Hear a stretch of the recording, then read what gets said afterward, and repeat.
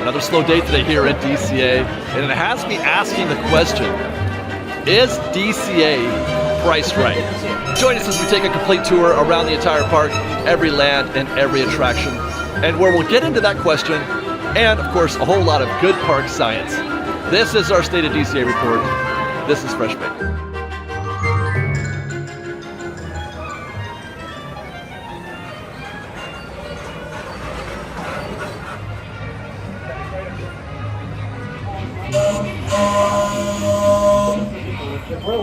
Well, welcome back, FreshBaked, to another episode of our State of DCA report. I am ready to go today, super excited to be here today as always. We've got a lot to talk about. We've got stories that are continuing from previous State of DCA reports, including a conversation that's going to be continuing from our last State of Disneyland report. But first, I think we're going to do our customary vibe check down Wade of the Street and check in on the crowds here at DCA. With this vibe check happening on a Monday, oh, it's no longer Monday morning, it's Monday afternoon. It's about 12:18 in the afternoon, 69 degrees out. A very nice, lovely day here at Wade of the Street at DCA. And it's probably the last time, now that I look at things, it's the last time we're going to enjoy the holiday before Christmas. The next time we're here in DCA to do a State of DCA report, it'll be after Christmas. The decorations will still be up, but it won't have the same, it won't mean anything near the same, will it? So that's my vibe right now, is enjoying the Christmas afternoon here. We won't waste any time though. We'll get down Hollywood Boulevard, make our way to the back lot.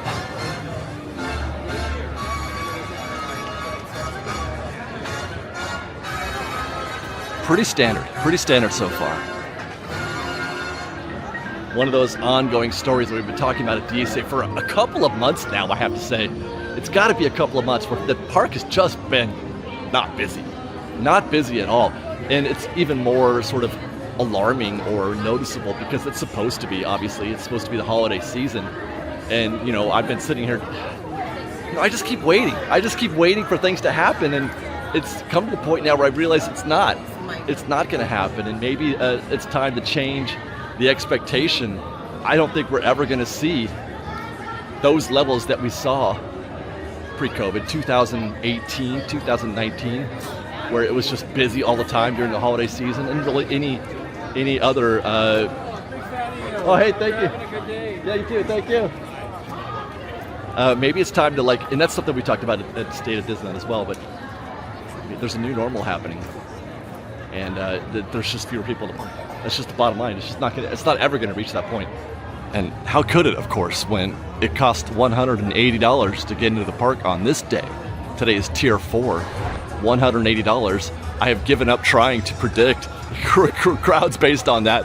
Just hasn't been working out for me. But as we observed in a previous report, it could just be the holiday season. It's kind of an equalizer. You can't notice the disparity between price and crowds as well, because people are just going to choose to come to Disney parks regardless of the price during the holidays sometimes. Not everybody, but some. But yeah, it's $180 today, and then the last 10 days of the month of December, the last 10 days is $206 every single day, and that includes the days after Christmas. And actually it goes into January too, if I'm not mistaken. The first, the second, third are all $206. Incredible. So that is the foundation upon which we start our adventure through DCA, starting with Monsters, Inc., where it's a posted 30-minute wait time. As mentioned, we are at our usual point in time when we're doing these reports, 12:24. Last week we started early. This week we're at about the same time, 12:24 in the afternoon, and it's a 30-minute standby. No lightning lane at all here. There's maybe 6 or 8 people in the queue there. Oh my. Yeah, that might actually be 30. Well, when's the last time we've come through here in the middle of the afternoon like this, and they're using just half the queue? Even when it's been slow at Disneyland, Monsters, Inc. has been busy, which still mystifies me. It's just one of those weird unsolved mysteries. Why Monsters Inc. is so crowded all the time with, standby wait times much longer than the attraction has earned. It's not a good enough attraction to warrant some of the standby you see here, especially considering it's a fairly brisk moving queue with the ride vehicles. They're constantly moving, more or less. It's not an omnimover quite, but it's, it's in the same neighborhood more or less. But yeah, look at that. They just shipped the whole Lightning Link queue, and take care. That might have been the most uneventful trip I think I've ever had doing these State of DCA reports. The most uneventful trip through Monsters Inc. in the standby queue, in and out, no problem. It looks good. 30 minutes. That's a go situation for Monsters right there as we start this day. Add to our agenda today, our requests for the afternoon is to find something good to eat, hopefully something seasonal. We did great here at the Studio Catering Truck. We got those Korean sliders. You guys remember those last time? Those were fantastic. But it caused me to take a look at the mobile order pickup window a minute ago to see what was available out there. And guys, this is a bad omen for crowds today. Well, good, I guess, if you like crowds. But look at this mobile order, man. It's almost everything is now. There's a few places where it's like 8 minutes or 13 minutes, but almost that entire park. And it is 12:34 as I record this now. Maybe 10 minutes ago is when I captured that scroll through the mobile order. Oh my gosh, guys. Hi, guys. It is not. And right now I can tell you, even just this vibe that I'm feeling right now, it feels, oh my God, it feels dead. It's dead. You can feel it. Now, I know this isn't really a typical measuring point. This isn't a point where I'm like, oh my gosh, get the sense of these crowds. Normally it doesn't register here. It's not a place where I would say we need to look at this every week. But it's just something, it just feels quiet and, hi. Oh, thank you very much. It does not feel like anything is happening right here. Let's hope things get better a little bit as we approach Avengers Campus and Mission Breakout. But first, here's a magical, mythical, flying reindeer corn, all right? Where's your sense of childish wonderment, man? All right, let's wrap this up, okay? Come on. Wow.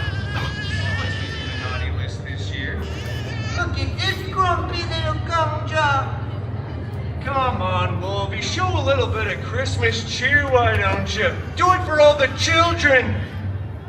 And for the Disney adults. That was a legitimate 100-0 split right there. I hate the kids. They really do. You see this gentleman in the front row with the no-touchy shirt on? Oh. I love Ever's new group. Anyway, what's your name, sir? Adam. Found it, Adam. Adam specifically has been waiting his entire adult life to watch you and I pal around in person like some terrible buddy cop movie. I'll be sad when that show's gone. That is darn good, man. They're just ham and egging it up there right now. Like half of that was improvised, I think. They were just ham and egging it. That was great. Timing is a lot. I was just commenting about how quiet it was here on Sunset Boulevard. Just after I finished shooting the Deadpool and Wolverine show wrapped up, and it sent a whole bunch of traffic into the streets. I was going to say that, Mission Breakout looked a little chill too, but this feels a little bit more normal now that crowd is released. I wonder, you know what I'm going to do? I'm going to go check out Mission Breakout, and then I'm going to come back here down Sunset Boulevard again and see if the situation is anything like it was then, or if it's more like it is now, which still isn't terribly busy. There isn't a lot happening so far here at Mission Breakout. It's posted at 40 minutes, which is about as light as you'll see ever here. Lightning Lane is starting to collect a little bit of traffic there, though. That's probably from guests coming in from Deadpool. I mean, it's not like there's a lot of people back there, though, at that show. There's, a couple hundred, maybe? Let's go check the queue for standby.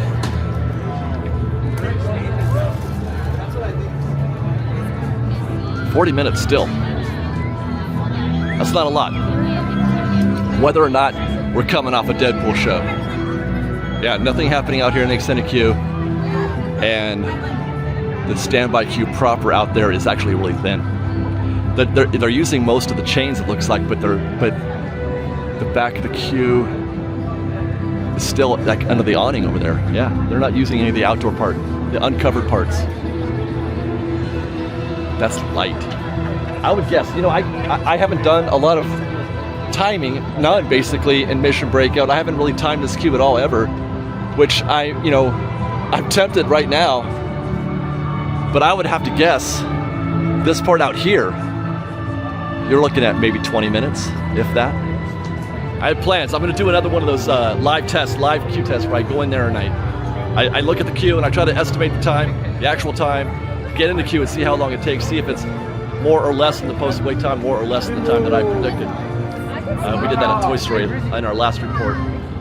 Man, that was surprising what we found there. Surprising. But I think I'm going to try to do that at Incredicoaster today, I think. But yeah, Mission Breakout's looking light. At 40 minutes is looking real. And by the way, I also clocked the gantries up there. They're running all three. We are a go for Alpha, Bravo, and Charlie. So that's a good sign. By the way, and again, it only takes a couple minutes to check those, but it does pay to know, to set your expectation.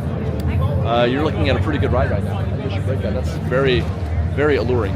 Before we move on, I promised to come back down to Sunset. Now it's more like it was before than it is after the Deadpool Wolverine show. A little more quiet. Oh, you know what it was? You know what it was? Music. They turned the music off. That's why it felt different. That's why I noticed it more. They turned the music off while they're doing the Deadpool versus Wolverine show. And now the music's back up again, and it changes the energy a little bit. Very interesting, the differences that good music can make to the way you feel, the energy that you have, the experience that you have while you're in a theme park. Hi guys, I say this all the time, man. Music is one of those, well, I was gonna say silent, but it's not silent, is it? It's just one of those sort of underappreciated, I guess. Not that it's unappreciated, but I just don't feel like it gets enough attention about how good your experience is. It means so much, but it has to be the right music. And instead of out there doing the festival kiosk, which by the way, I think that's where we're going to be taking our lunch search today. I think I'm going to try a tamale again. But yeah, we'll check in on those kiosks and see if there's any lines building up out there, because that was one of the theories that people weren't going to Penn's Bomb Bag was because everybody's enjoying the festival, but I don't know if they're still enjoying it. Takes us to Avengers Vault. Pass through here real quick.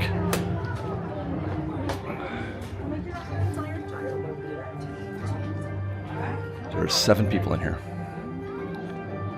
It's not good when you can count them. Wow. Wow. That might have been the quickest, breeziest pass through Avengers Vault that I think I've ever done. Guys, I mean, it's a small thing, but I don't think I've ever passed through that briskly before. Is this confirmation bias, I wonder? What am I doing here? I don't know. Let's get into some serious recon. Let's go to Web Slingers next. And it looks like pretty standard. Basically the same queue that we see almost every time we come here, right? Posted at 35 minutes. Back of the queue right here on the other side of that brick wall. Oh no, here's the back of the queue. I thought these guys were going to keep going, but yeah, we are stuck right here. Oh dear. Makes me wonder. Oh no, they're not. Yeah, the bullpen. Yeah, they're going straight through. I mean, well, they're not going. They're making a U-turn. They're making a left. They're not going into the bullpen. That's about. The blue bullpen is 15 minutes, I'd say. I say all the time, check for the back of the queue, check light lane, do a little recon before you get into the queue to find out if you really want to get in and find out how realistic it is. This queue is a little bit different because it's got kind of a hidden section back there, the blue bullpen back there, it's kind of hidden. You can't know that if they're doing it until, hi guys, until you get all the way into the queue. Now, I don't have a problem. I have no problem whatsoever walking into queues and then walking out. I do it regular all the time, no problem whatsoever. I don't know if you're willing to do that or not, if that's something that people are comfortable with. I don't know if that's normal or abnormal, but it does pay to walk in here a little bit, get to the back of the queue there, and then just see if they're making a U-turn or if you can see kind of movement back there behind the blue wall. Because that's 15 minutes, right? That's a 15-minute saving. So if you see the back of the queue out here, it looks bad. It looks bad as it's in here. But every guest that's in my frame right now, pretty much going this direction, could fit back there, right? So the reality is that they were using that, the bullpen back there, the back of the queue, wouldn't even be visible. It wouldn't even be visible, right? So is that 35 minutes? Probably not, right? So this, all that over there, all of that, and more. At least that. And yeah, and more. Probably some of those guests on the other side of the walls there, they could all fit behind in the bullpen back there. They could all. So the back of the queue, well, it would be behind the wall. Wow. Meanwhile, Lightning Lane, not doing too bad here actually. Well, I don't know, man. I guess that's light. They just processed almost the whole queue just now in that last batch. So you're looking, this is it right here. Single rider's an option.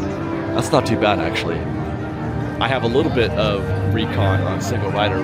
We did that. We were here for our speed run, our DCA speed run, and it's the last attraction I did that day.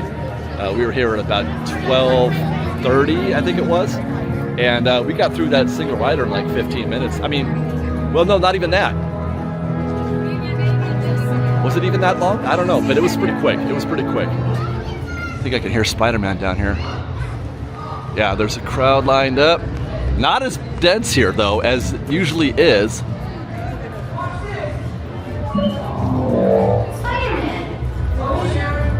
Shall we conduct an altitude test? Yeah. Always good to have the data. On my way.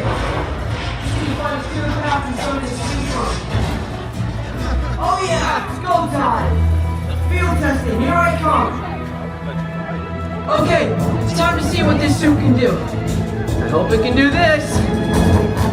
Hold on. Stabilizers offline. Change of plans. Aerial test postponed. Oh no! Proceed to ground level.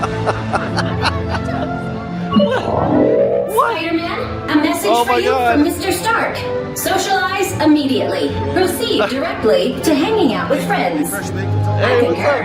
Okay. That's awkward. Oh my god, I was ready to capture that. Momentous capture. Well, at least Spider-Man's okay. I wanted to watch something though. They've got the shows done, right? So they're going to release a whole bunch of people here, but there's not as many people as there usually are for the show. It's as if they knew Spider-Man wasn't going to be launching himself. Wow, what a buzzkill, man.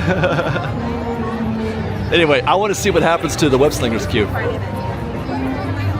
after this show is finished. Let's see how much of this flows into the queue.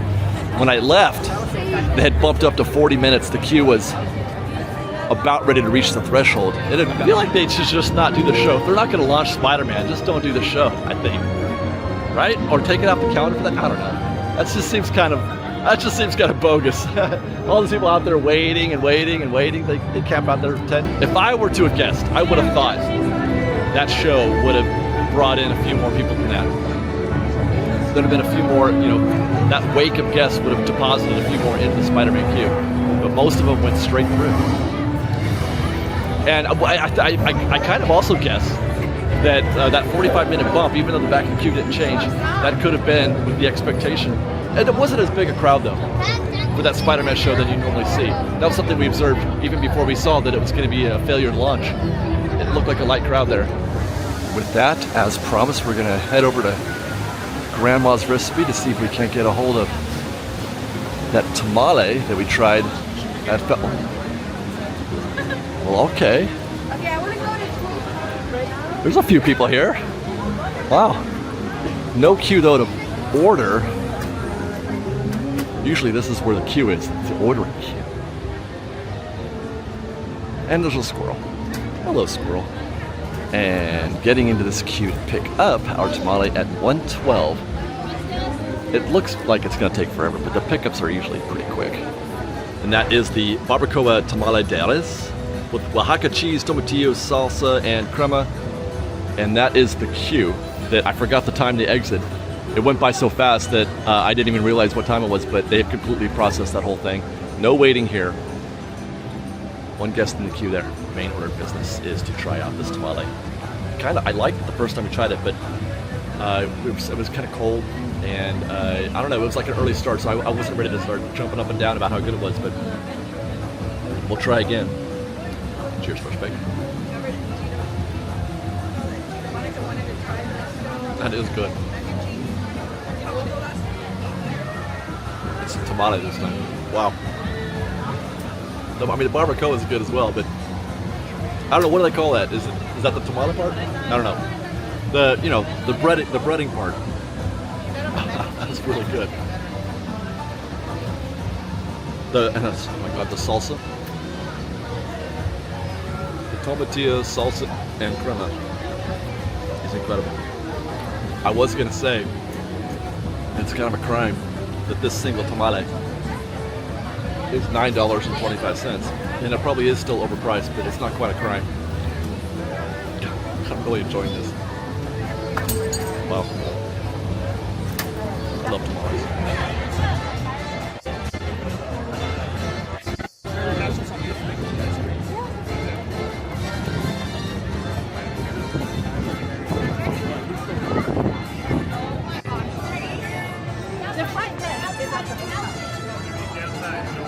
Carsland is next. Check out Route 66.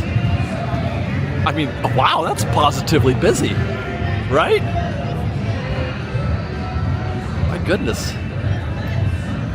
I was not expecting that. It's weird that I am now surprised when I see it busy, as opposed to being surprised that it's slow. But that's the state of things. That's the state of DCA these days. Mater's is posted at 10 minutes. I've already found the back of the queue. Wow. Wow, there we go. Although, okay, there's a bunch of switchbacks on the far left that they're not using. Normally that's where they fill up first, but they're filling up the outer ones, and then the queue is getting backed up as a result. It's posted 10, but, well, that's not 10 minutes either, though. I don't know. That's got to be at least, let's see. Hi, guys. At least 1, 2, 3, 4 rotations each. So you figure maybe 3 or 4 minutes per rotation, maybe more, 5 minutes. No, we'll call it 4. No. We'll call it 5. Yeah, we'll call it 5. So that's 20 minutes. Happy to see people enjoying Mater's Junkyard Jamboree. One of the more underappreciated attractions at DCA.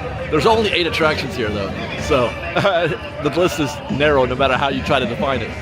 I'm kidding, by the way, but there's not enough to do here at DCA. You know what?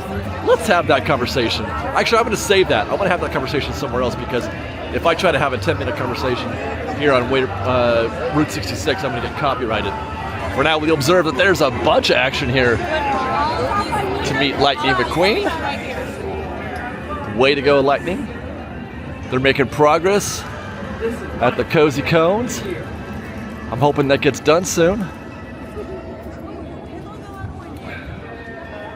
because these walls have become very annoying, and in many ways, but mostly because it narrows the traffic here, and it's just not very pleasant. These walls are not very pleasant, right? So, like, if anybody pauses, then it's hard to get through there.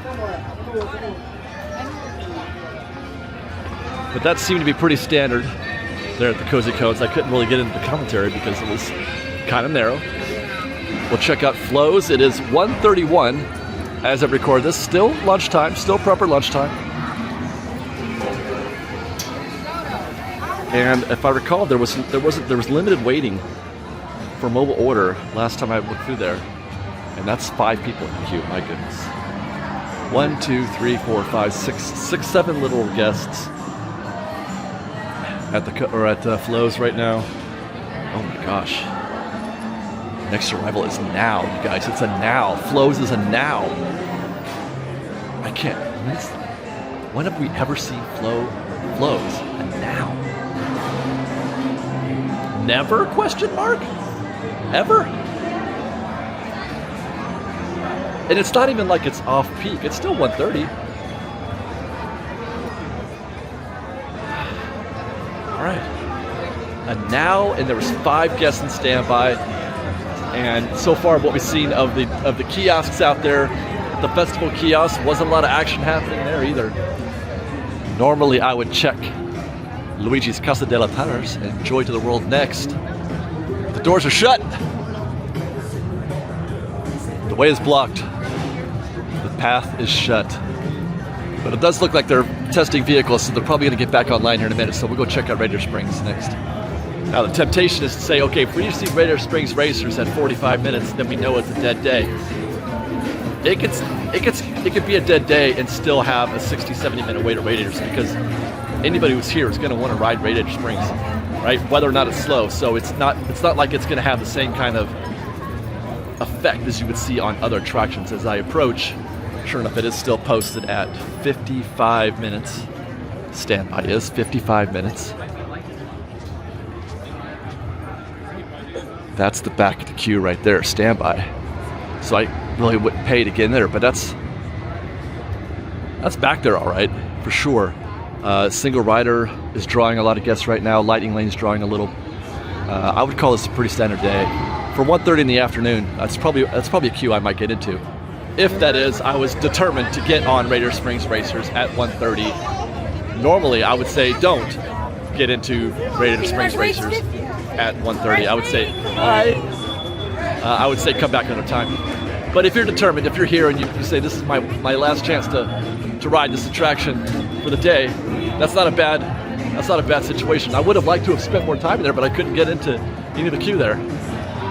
But as I had hoped, it looks like Luigi's has reopened. I tried to wait a little while to let a crowd build up here, but they still got to post a 10-minute wait time.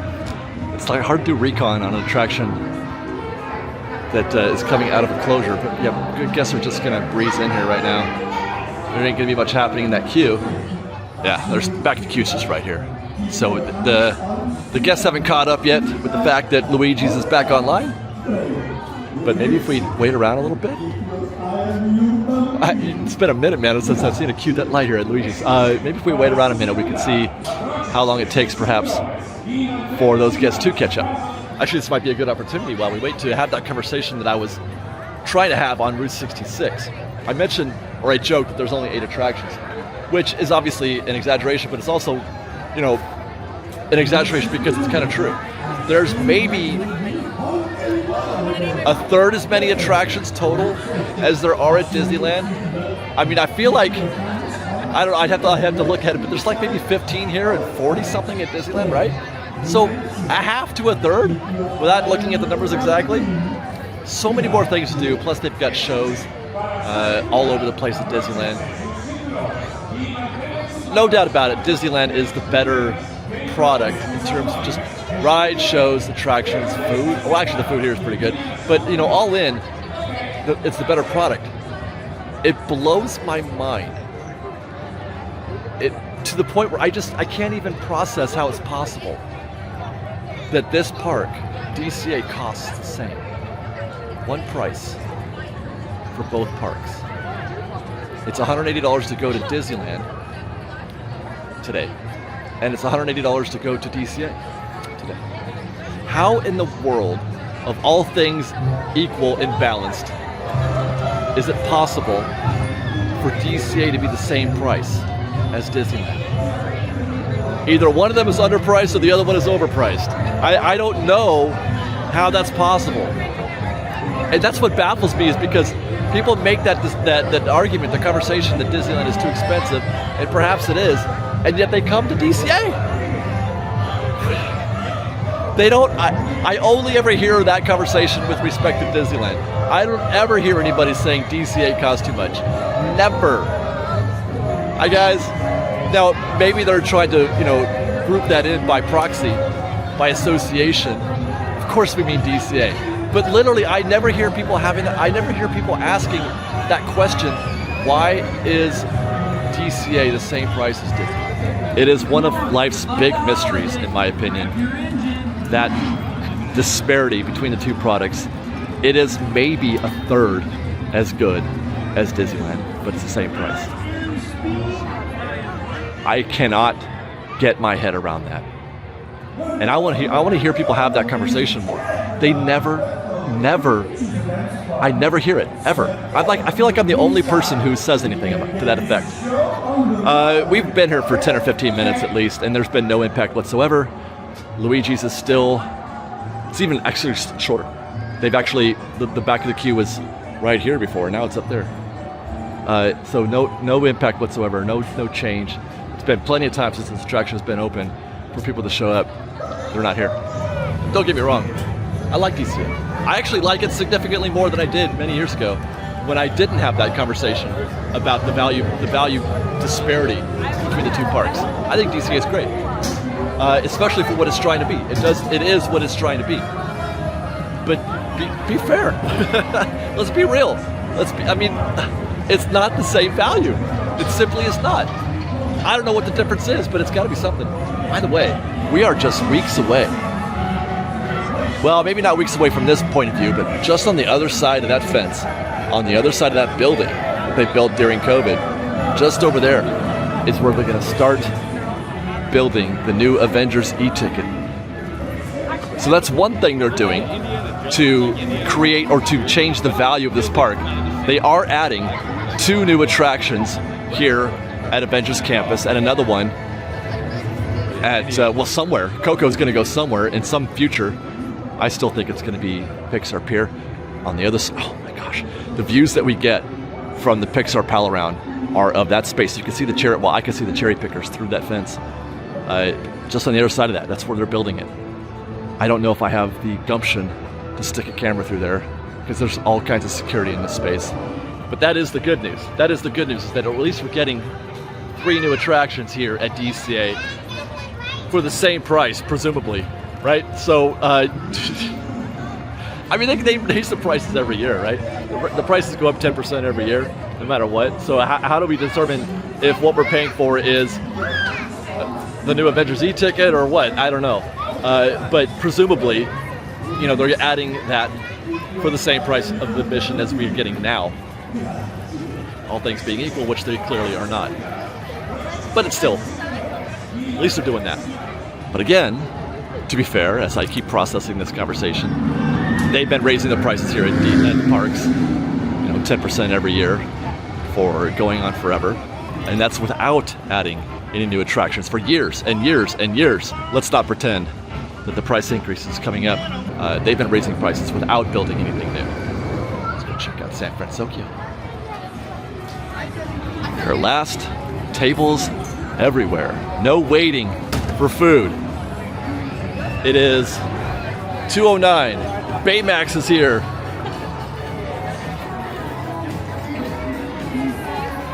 La la la la la. Still makes me happy. Oh my. Wow. We saw a nearly idle mobile order tip board earlier. That is a 30-minute queue to get a standby at Cocina. The arrival or the return time for Cocina right now is 20 minutes. Wow. I'm surprised actually. I thought that was going to be significantly less. And it's at 2 o'clock, not 1 o'clock or 1:30 or 12:45 or whatever it was when I did that initial recording. It's so weird and true that there's never just a single answer. Whenever I ask a question or I make an observation about something in the parks, and people respond, well, it's because of this, it's because of that. There's never, ever just one thing. There's always multiple. You can never just pin it down to one single thing. As we enter Aunt Cass Cafe. Oh, okay. There's a little bit of queue here. It's just at the door. I don't see anybody. There's nobody outside, so it's just that. But that's usually it's maybe 10 people in here. Huh. And getting back to that previous observation, I make it because, the easy thing to say is, well, it's not lunchtime. It's 2 o'clock. Well, what was it? No, it was 1:30 at Flo's and at Pim's. We're walking through there. We're like, okay, well, it's not prime time right now. But, we're here half an hour later in San Francisco. It's even less lunchtime. It's even less prime time for food. And yet Cocina has a 30-minute wait and casts is out the door, which it never is. Never is. I hardly ever see that. So, and it's not festival holidays, obviously, because so far, you know what? I'm going to keep walking. But so far, we haven't seen any action at those kiosks either. So there's something else at play. There's something else happening. What that is would require a lot of careful thought, or it just could be timing. It could just be right place, right time, or wrong place, right time. And that could also be just because I'm psychotic and I'm obsessed with time and saving it and trying to figure out when is the best time to do things and the wrong time to do things. And sometimes it just is weird. Out here in the parade corridor, checking in on those festival kiosks. And as I mentioned before, usually the wait that you're going to find, that's where the waiting is the ordering. And that's 4 people placing orders. Nobody picking up at the moment. This food was not good. I didn't like either of these, if I recall correctly.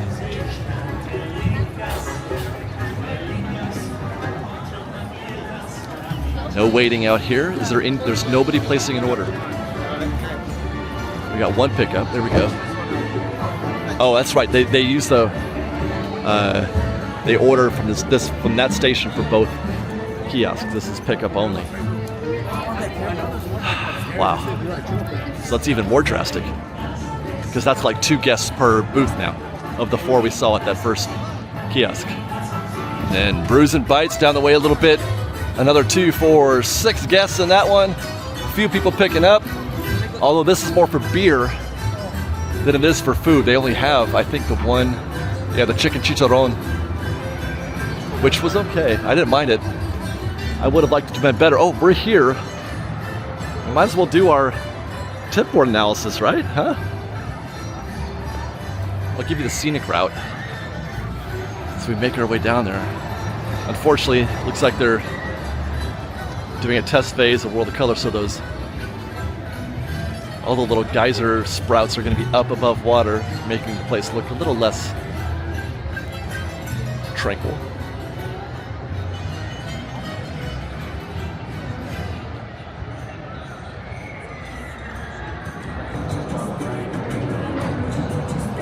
And here is that tip board at 2:22 this afternoon. Amazing Spider-Man is going to appear next at 2:30, but he may or may not fly through the air. Golden Zephyr, 5 minutes. Goofy Sky School 20, that is light. Here we go. Goofy Sky School is 20. Return time in 40 minutes. Grizzly River Run 5, obviously, although it's 70 degrees out. Plenty warm enough to go on Grizzly, if you ask me. Return time of now. Guardians is at 50. Return time in 3 hours. The one attraction, that one in Radiator Springs Racers. No matter how slow it is, you can still expect to find a crowd at those 2 attractions. Incredicoaster is a standby at 30 minutes. I'm hoping to do some recon there. Return time is now, which means people aren't using a lot of lightning lane on that one today, so that should bode well for our standby experience. I have to keep that in mind when I estimate how long it'll take.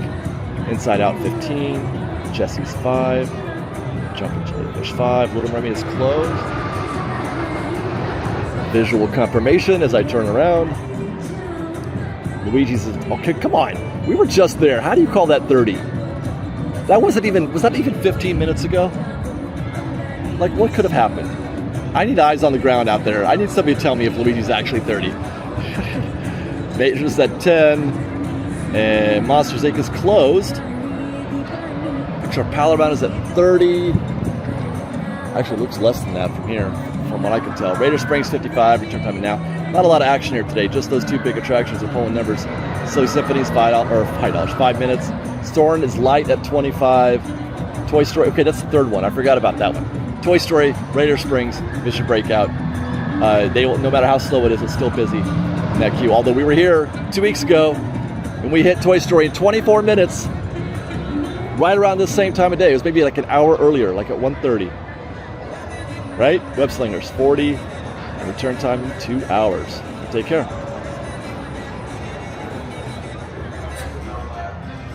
Another trip to DCA for State of DCA report. Another look at the tip board, and another dead tip board. Dead around here in more ways than one again. Deader than expected, deader than usual, deader than it should be. I mean, those are all the qualifiers for that statement. It's still kind of busy here. Matter of fact, I had to exchange with a guest. Like, hey, FreshBaked, what's up? What are you doing? I'm like, State of DCA. The state is busy. And I was like, I don't really think so, but you know, it's not that busy here at all.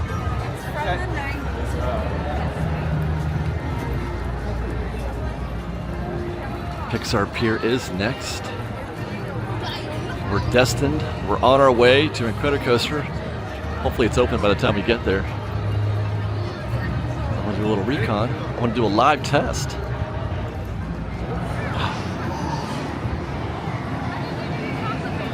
Does that not look light to you?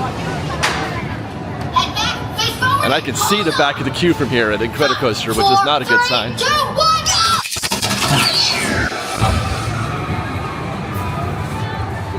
All right, when we checked, it was posted 30.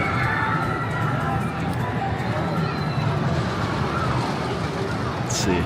Wow, wow, wow. Okay, so no guests down there in the extended portion of the queue proper. Nothing in these switchbacks here. The back of the queue is over here at Dash.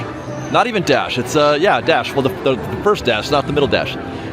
So you've got 1, 2, 3, 4 switchbacks, stairs, the width across, and the trip down. I'm gonna call that 7. Let's see. I'm gonna call that 4 per 16. Maybe 3, another 3. I'm gonna call that 22 minutes. That's my guess, 22 minutes. You guys ready? The math there is 4 minutes per switchback. Now that can vary. That 4 minutes could change if Lightning Lane is present. But we saw on the tip board before that there's a return time of now, which means people aren't exchanging Lightning Lanes. They're not buying Lightning Lane today. And why should they? Because the park is dead. You don't need it. So they're not buying Lightning Lane. So the return times are recurrent. And so I don't expect there to be a lot of competition from Lightning Lane, but we're going to find out. So I may have to. It's been adjusted down already. They knocked it down to 20. So clearly they think it's also about 20 minutes. Now that's not to say that I should adjust my time down. I'm doing that. My eyeball is not based on what was posted, but what I see. So I'm still calling this 22 minutes, and it very well could be. I forgot to turn on my timer. Let's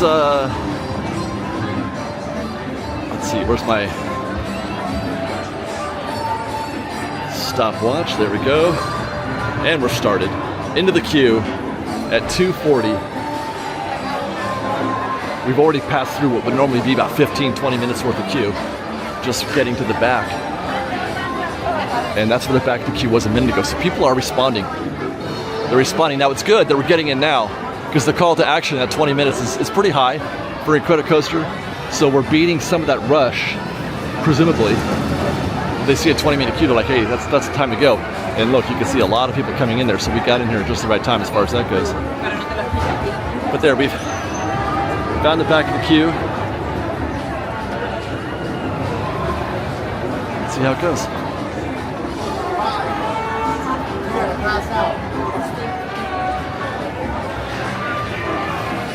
So yeah, so 1, 2, 3, and then the fourth one to the stairs. I'm figuring 4 minutes each. We are now at 1 minute.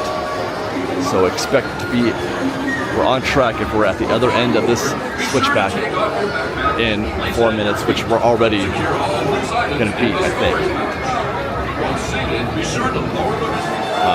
Yeah, it's moving quickly. It's moving like butter. Lightning Lane has helped a lot. We're turning the corner through the first switchback. We're at 2 minutes and 30 seconds.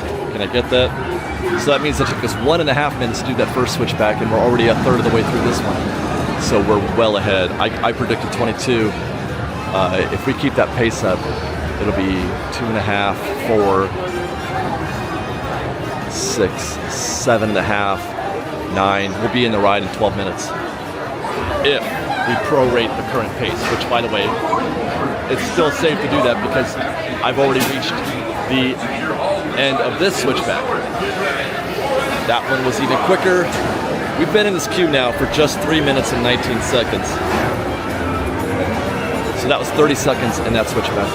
Amazing. I feel bad about getting that wrong because there's just no way to predict that a queue is going to move that quickly. You know what I mean? Like, it should take 4 minutes. Even, you know, under normal circumstances, it should take at least 3, not 30 seconds. Man, we're so far ahead. It is 2:44. We've been in this queue for 4 minutes total. 4 minutes total, and we're about ready to hit the stairs. Wow. Yep, just push right on through. Look at that. That's the reason right there. That's it. Get ready for an incredible ride. All right. Row 6. Y permanecen sentados con las manos, brazos, pies, piernas adentro en todo momento. It's hilarious. 8.5 minutes to get to our ride here. Not even close.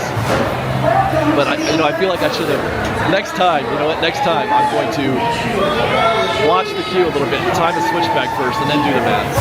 I got here. I got to that 22-minute based on a 4-minute switchback. They were, I mean, a minute and a half at that.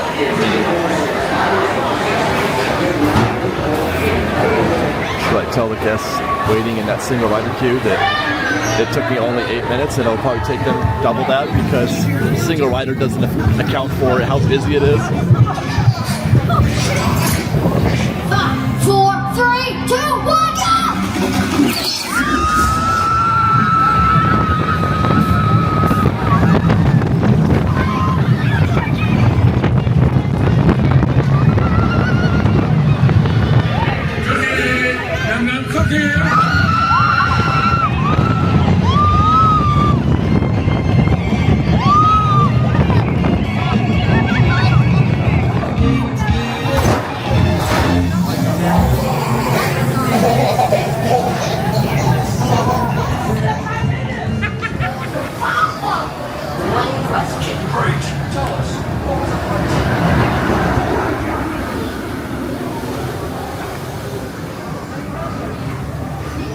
Nonetheless, a loss is a loss. I got it wrong. Though, like I said, I don't feel bad about it. I feel like 4 minutes is a logical nominal guess for that switchback. 4 minutes sounds about right. Although they are kind of short. You know, I'm just like thinking in terms of switchback terms. I've never timed that queue. I've never timed Incredicoaster before. So that could have something to do with that. Right. Didn't have the right baseline for how long a switchback should take. But I will definitely say that our 8.5 minutes will beat anybody in single rider queue right now. I don't know if this is going to make sense, but as I mentioned on the way out, the standby shrinks and grows how long you wait based on how busy it is. But single rider doesn't shrink and grow based on how busy the park is. Although it does grow if it is busier in the sense that, I should say, how long it takes to get through. Single rider does not get shorter. It is that the wait that you spend, or the time you spend waiting for single rider, doesn't get better if the park is less busy. It all depends on how many single seats are available. That's the only metric. So the fact that you're not competing against the rest of the crowd, you're just competing against a seat. So if the park is dead, if the park is super slow, and it's a 20-minute wait, don't even bother with single rider. Hi guys. Hi, thank you. Don't even bother. And that way you get to pick your seat if you want to. Ladies and gentlemen, boys and girls, waiting just inside are Woody, Buzz, and all of my fellow toys. I'm telling you, and you're going to do it by waiting 40 minutes according to this posted wait time. 40 minutes standby. And we waited in a much shorter queue than this last 2 weeks ago. Am I right? Am I right? That is, wow. They're calling that 40. Oh my gosh. I would have guessed again still. Man, it's so difficult. It's so difficult because you never can tell with Lightning Lane, but that's a considerably good sized queue there for Lightning Lane, which is interesting considering we haven't seen that anywhere else in the park. But this is Toy Story. This is always an outlier. This and Raider Springs Racers and Mission Breakout, always outliers. But when we were here 2 weeks ago, there was none of this. There was nobody in that single or Lightning Lane queue. So we could get something more realistic. I was expecting 40, I think that's what I called 35, 40. And the queue is down that way.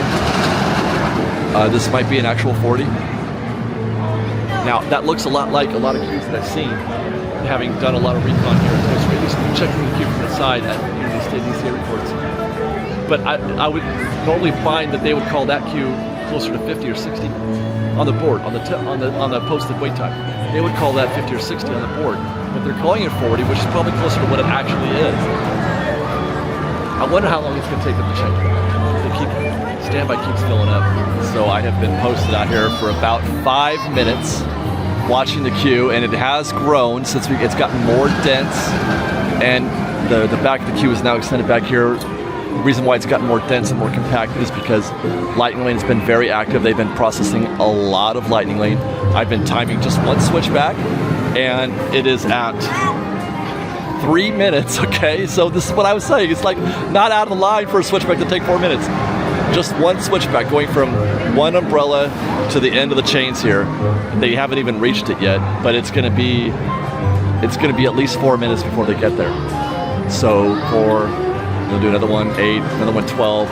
So 15 minutes to get inside, and then another 15 minutes in there as well. I'm trying to defend my Incredicoaster estimate. If I had said it's going to take 8 minutes, that would have been like the monumental guess of the century. There's no way. Although I could have. If I had simply timed one switchback in Incredicoaster, I could have gotten it much closer to 8 minutes, I think. But there's no way I would have predicted offhand that I would take 30 seconds, and I would be at the top of the stairs in 4 minutes. There's no way.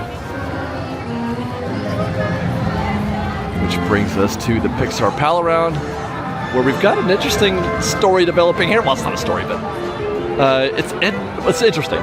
That's the back of the non-swinging gondola queue. There are a lot of people in the queue. It is as deep as I've seen it in a while. It's posted at 20 minutes, which is about right. And then there's practically nobody in the swinging gondola. This typically is the more popular side. You get more guests on this side, and you can process more guests because they have, twice as many gondolas as the non-swinging. Every third gondola is non-swinging, and the other two are swinging. So that explains why it takes longer, but usually it's the less popular option. But I don't think I've ever seen a longer queue, just in terms of body count, in non-swinging than I have found here, or that I would find in swinging gondolas. Incredible. These guys are, that's indicative of the day. The story's over, the story's written. It's no longer possible to declare this park to be anything it's ever going to be, or was, I should say. And that's by design.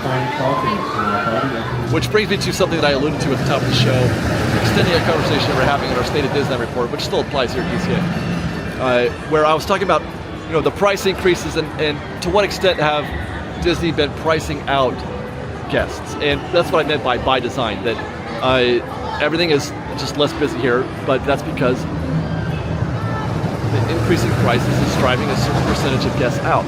But I said last week that I thought part of the reason why the parks were less busy than I feel like they should have been is because Tiana's and Haunted Mansion, those standby queues were hiding guests. Inversely so. Hiding the lack of guests. That all the guests that should have been in the standby queues for Haunted Mansion and Tiana's, that there was virtual queue. Those guests were out in the park somewhere else. They were in other attractions. They were in restaurants. They were in the streets. So it makes the park feel busier than it was. Even though it wasn't even particularly busy, it was still even busier than it was. But that's only true if the before and after are in the same condition, in so much as whether or not those two attractions have standby open.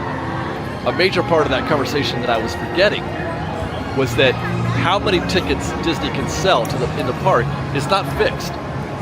It's not just 80,000. They can just sell 80,000 tickets every single day, no matter what. The park capacity, the number of tickets that Disney can sell, is predicated on the sum of all the individual attractions, gift shops, restaurants and what each individual attraction can hold. What's the capacity for a given attraction? So when I say that, let's say just for conversation's sake that you can fit 1,000 people in the Haunted Mansion standby queue, and you can fit 1,000 people in the Tiana's Bayou Adventure queue. That's 2,000 guests. That's also if standby's not open, if they're using virtual queue. That means you can't sell those 2,000 tickets. You'd have to take that number off the top. So if the number is 80 at the top, 80,000, now your park capacity is 78,000 because standby's not open for Tiana's and Haunted Mansion. So while it makes sense from a long view to say that they were hiding those guests, it's not really true because they never sold those tickets to begin with. I hope that makes sense. I guess what I'm saying, long story short, is that they're not, I don't think that they were hiding, although there is something to that, a small part, because, virtual queues can hold a little bit of guests, just nothing like standby does. And, but the bigger component is that it's the prices that are driving attendance down here in the parks. Now, let's not forget Emotional Whirlwind, posted at 15, it is not. That's 2 rotations. Well, there's a little bit of guests down there. I thought they were just on the ramps, but so maybe 15, yeah. Maybe 3 rotations. There's 2 kind of queues at a Disney park. The kind of queue that has rotations, and the kind of queue that is just vehicles and counting guests per vehicle. Emotional Whirlwind, Silly Symphony's up here, Jellyfish, those are rotations. The Disneyland Railroad is a rotation.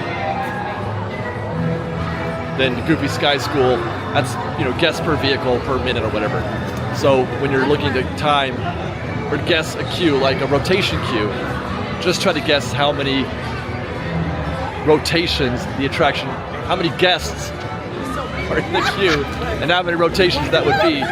Multiply that by 3 or 4 minutes for cycle time. For example, here, Silly Symphony is posted at 5 minutes, and that would suggest that those are the only guests in the queue. But there is a collection of guests there. Whether or not they can fit, I don't know if they can fit all those guys on one rotation. That'd be curious. I'm going to find out. So let's just stand here for a minute. Try to find it back there, okay. And then the guests that just went up, welcome aboard. Oh no, they're stopped at the stairs. That is definitely more than one rotation. They're parked. So, okay. All right. We got to see if those guests get all the way into. Okay, they're loading. There they go. Can the back of the queue that were on the stairs get through? Oh, they've already closed the gate. It's over. So that's a 2 rotation queue right there.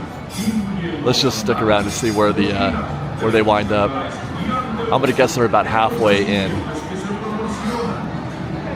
Oh yeah, there they are. Okay, so yeah, it was 1.5 rotations, which is 2.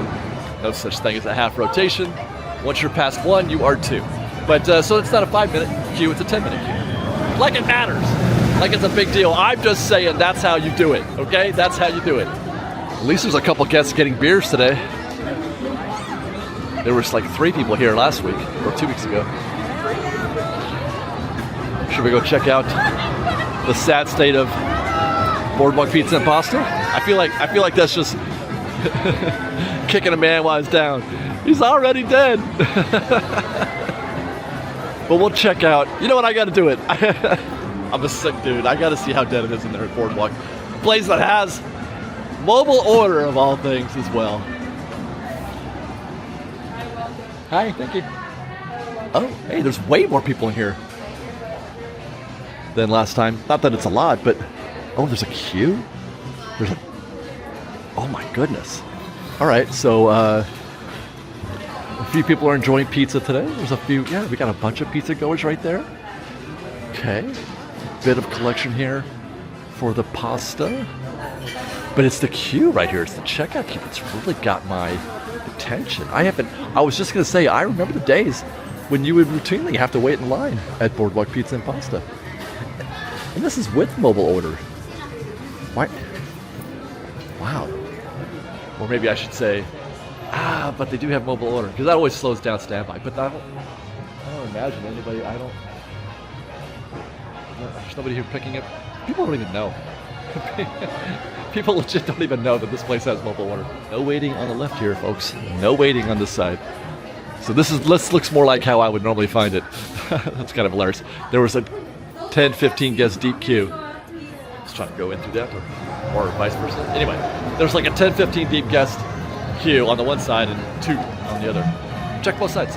No waiting at Paradise Garden Grill. They are ready for you. There's a cast member waiting to take your order. That's a queue, Paradise Garden, that often would get super long. Which brings us to Goofy Sky School. It is 3:30 on the dot. Looks like folks are getting ready for the Encanto show. Holiday fun begins in just 15 minutes. But we're gonna keep our eyes focused on Goofy's, which is posted at 30 minutes. And looks to be about, oh, there is. This is one of the few we've seen. There's the back of the standby, our Lightning Lane queue right there. That's a fairly healthy Lightning Lane queue. Only the second one we've seen all day. That and Toy Story. That queue's actually longer than the Toy Story queue, the Lightning Lane queue is. So those folks are posted. You can see guests sitting on the rails. Never want to see that. They're waiting for the cast members to process all those Lightning Lane guests. So that 30 minutes, although it looks inviting, it's going to be a bit of a grind. This attraction, it can cycle guests pretty quickly. Those vehicles just are in a constant state of coming in and out.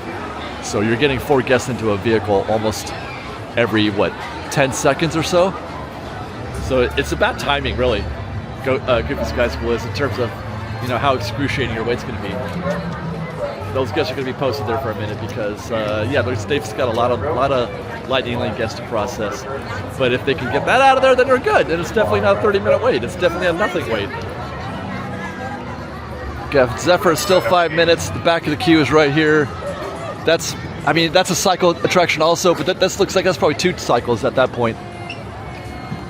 Looks like Little Mermaid is closed. Now this is one where you can say that its closure does impact how the rest of the park feels, because they could sell these tickets. This is an operating attraction. It was open, so their capacity allows them to sell a ticket for the guests that are going to be in that queue. I hope that makes sense. If you could fit, 800 people in there, that's 800 tickets that Disney could sell, where they couldn't if the attraction were closed. So those tickets were sold, presumably. Whether or not it's sold out is another question. I don't believe it is. But so now that it's closed now, for whatever reason, those 800 guests are somewhere else out here in the park. They're at Toy Story. They're at San Francisco. Maybe they're, in that Goofy Sky School queue. But they're not right here. I'll say that. This is quiet, or more quiet than it usually is, obviously, because the attraction's not open. So the traffic here is affected. In that sense, it makes this much less compacted than it normally would be. Chance to check in on the festival kiosks. No queue to order. Again, that's usually where the queue is out here. It doesn't take but a minute to process all these guests to pick up the food. These guys will be handled in just a matter of minutes, if that even, less than a minute. So yeah, the festival is not doing anything resembling a brisk business anywhere that I've seen. And I wish I had the brains to know why that is, but I feel like it's been sort of a general decline in the interest of the festivals. Food and wine still does pretty well, consistently. But like Lunar New Year didn't do very well last year, if I recall, even though it's the best food. But we saw this last year, and it's a little bit more each year. And I have to wonder if it's, the sort of the sentiment about the price the price point of those dishes, it gets worse and worse every year. The demand is getting less and less, and the value of the food is getting worse and worse. $9. The tamale is good, you guys. I want to scream from the top of my lungs. That was a good tamale. but it was almost $10. I'm sorry, there's just not a world where that makes sense. I can't imagine a scenario where that's like justifiable. It's just not. Let's go to Redwood. We're gonna check and see if they did anything about the thing I did not like. They have not. They weren't watching FreshBaked. Disney was not watching our video where I asked them very kindly to knock this off. Not that I'm being sarcastic, because of course they're not going to do anything about it. Why would they care what I think? But this is terrible. This is awful, and I hate that they do that. I hate that they interrupt the theme in the show to sell you a Santa hat. You know, like you didn't have 25 other chances between here and wherever else you're in the park to buy that Santa hat. That this is the point where they're like, now we got you. You got us, man. Keep your hat, Disney. Keep your hat. I don't want it. This right here, these are the rooms next that I want to try next at the Grand Californian. I've stayed in a number of rooms here over the course of the years. One's looking over downtown Disney, one's looking over the pool, one's looking over like Goofy Sky School. But this is one I haven't had yet. I haven't had the experience of being over Redwood Creek. It probably would be my favorite one because I just love nature and I love the woods. And this would be the closest to that I've ever been to having a cabin in the woods, right? Having a, you know, it's all Redwood Creek down here, and then there's your room. That would be outstanding. I could vibe on that balcony for a while. Oh, look at that! They got some crafts going on down there. That's Redwood Creek. Sliding down the Hoot and Holler. It's not very fast. When Tristan used to go down there, he'd get stopped like halfway through, and he's not a big kid or anything. He'd have to kind of push himself down the rest of the way. Not a very steep, quick slide.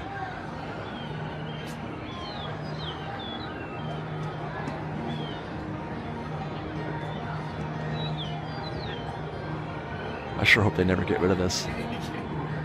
While I'm happy to see Avatar come, I would be super upset in the grand scheme of things if this wound up being the home of Avatar. I would not appreciate that.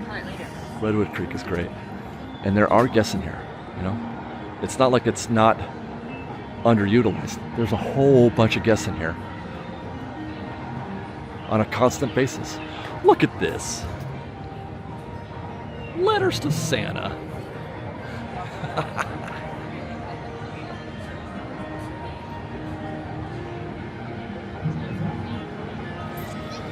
There's some brave souls jumping into Grizzly River Run right now. I said before there was a good, I mean, it was warm enough to go, but it has chilled off quickly since the tip board. It's actually really chilly right now, so I would not be wanting to get a lot of empty seats on those rafts right now, and you would not find me in there myself, so I'm guessing 5 minutes total walk on right now. Get in the queue, turn right, get on a boat. That's it. That's dead. No reason to even do any more of a protracted look there. Just keep on heading, wrap this show up at Condor Flats. Some of you may have observed over the course of the past year or so that every single 2 weeks that I come through here, that I come through Grizzly River Run on my way to Soarin', that I say we're going to Condor Flats. I do not say that we're going... FreshBaked! Hi!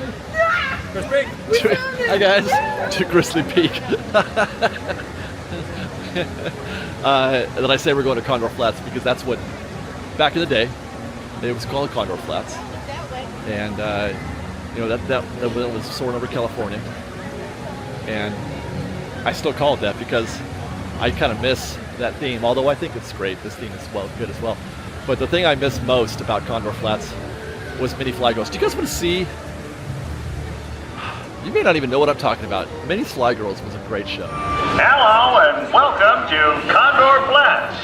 Minnie's Fly Girls Charter Airline will be taking off for fun in just a few minutes. Attention travelers, Condor Flats proudly announces announces the arrival of Minnie's Fly Girls Charter Airline with flight service from California to everywhere. Hey, come fly with me. Let's go down to Peru.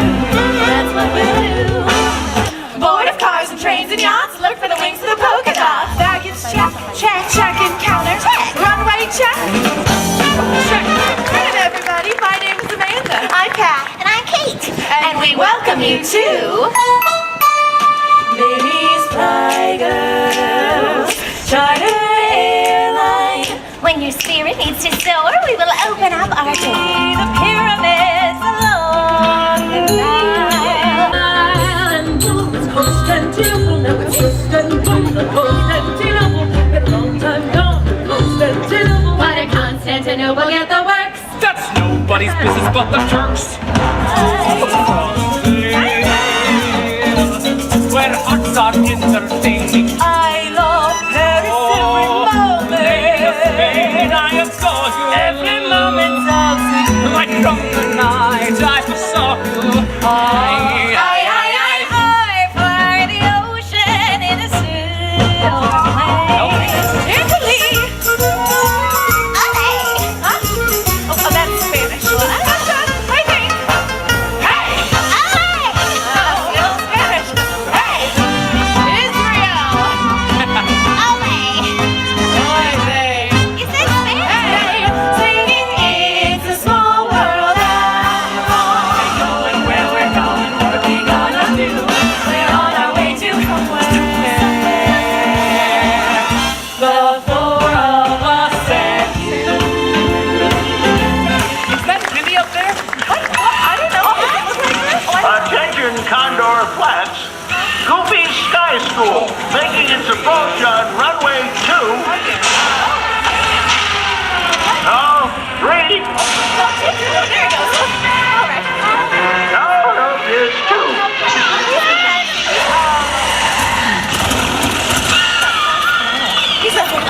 That is all.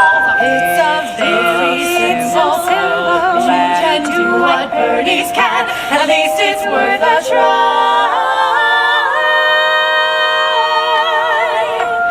You can fly.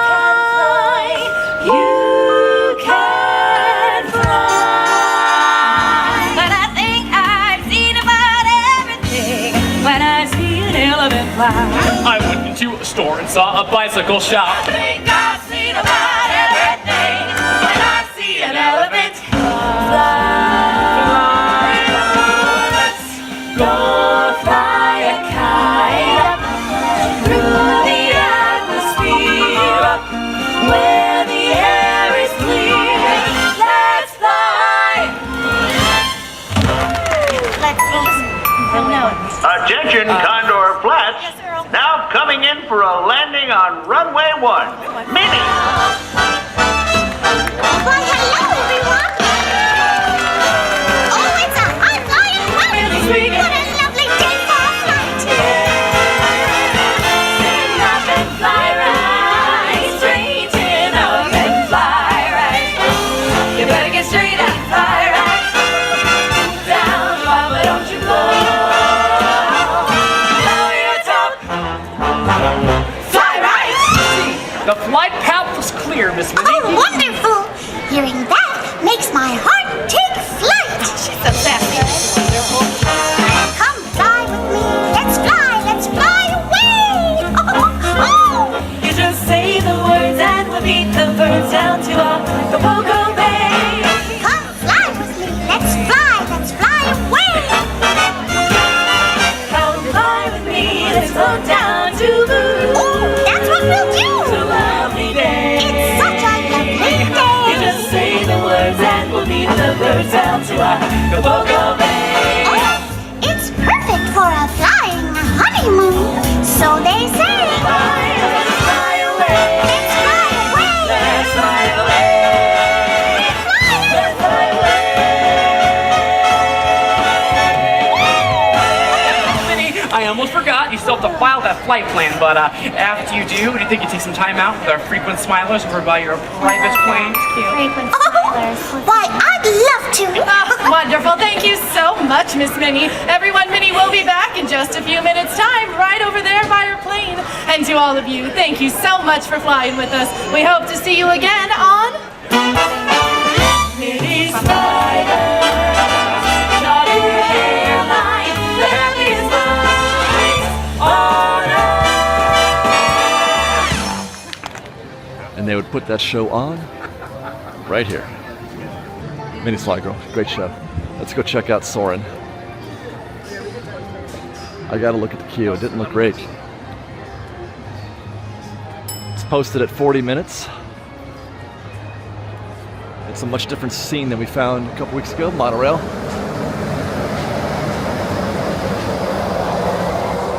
Yeah, they've got all the switchbacks fill here and then they're running it back to the end of the building. It's never a good look.